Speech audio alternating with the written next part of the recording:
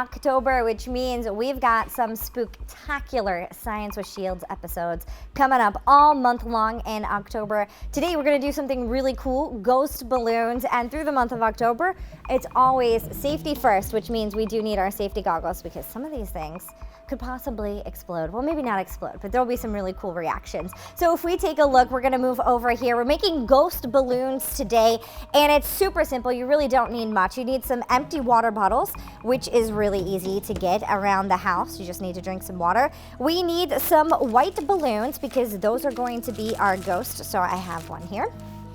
You need some baking soda. And you also need some vinegar, and that's what we need to make this reaction. So I am going to start by drawing a ghost on our balloon. So I'm gonna sit this down here, and we're gonna draw a ghost on our balloon because that's the first thing you wanna do. All right, so we're gonna draw some eyes. I'm not very good at this. And then a mouth on our ghost. And again, a Sharpie works best, but use caution. So this one's gonna be really scary because I didn't do a very good job, but we've got a ghost on our balloon. I already have some pre-made ones because that always is better. So here is a look at my pre-made ghost. You can see here, looks a lot better than the other one. Here's another pre-made ghost. Ooh, okay. So the easiest thing to do to start this reaction, and I'm gonna use my sad looking ghost that I just colored here. This is gonna be what we need. Also, it's probably best to have a funnel to be able to do this. So the first thing we wanna do is take our water bottle. I'm gonna take this one, and we wanna stick a half a cup of vinegar into this bottle. But actually, I lied. We're going to stick the baking soda in the ghost first. So what you need for that is 1 tablespoon of baking soda. So let's find the baking soda because I moved it. I've got this cup here so that we can stick this over top. And we're gonna stick this, all right. And then we're going to stick this into our ghost. So we put the funnel like this, and we're gonna put that in. And you may need to shake it a little bit to get the baking soda to go down into the ghost. All right, and now we're gonna set our ghost aside for a second. And we are going to fill up a half a cup of vinegar. And I have a huge vinegar here. And we're gonna stick that in.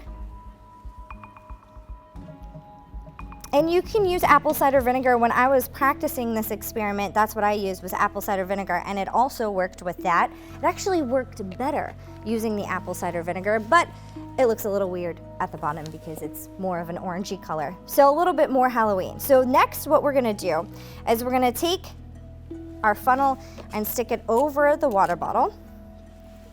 And we are going to stick the vinegar into the water bottle. And then, really easily, we're gonna take our ghost that has that baking powder in it, and we're going to stick it over top of the water bottle. So you want to stretch the ghost over top, and then you're gonna pull it up for a little bit, and look, ta-da! With the reaction, the balloon is blowing up, and you've got a ghost balloon, which is really, really cool. I don't know where my face is. Oh, there it is. Kind of with the expansion, it didn't look so great, but how cool is that? The balloon blew up just because of the reaction of the baking soda and vinegar. So what exactly is happening here? Why does this work? Well, it's because this reaction of baking soda and vinegar actually creates carbon dioxide, which then allows the balloon to inflate. So you don't even have to blow up the balloon. You can easily have these crazy little ghost figures for Halloween by this chemical reaction. And they will stay up for a couple of minutes to 15 minutes or so. So really cool reaction there from just baking soda and vinegar. So do we want to try it one more time before we end this episode? I'm going to take one of these ghosts that I have used before. So once again, you need about 1 tablespoon of baking soda. Fill that up here.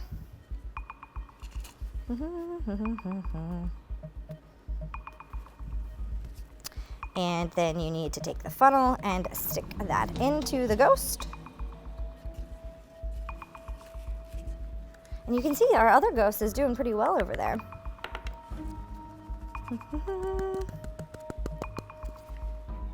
And again, it's easier if the funnel is dry because it will allow that baking soda to go down a little bit easier.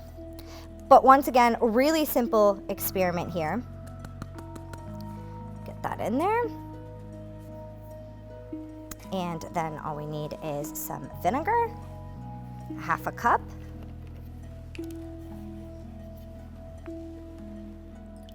And you can even see it fizzing at the bottom of your water bottle at first. And that's really cool to see it too. So I'm gonna dump that baking soda out for a second so we can stick this in.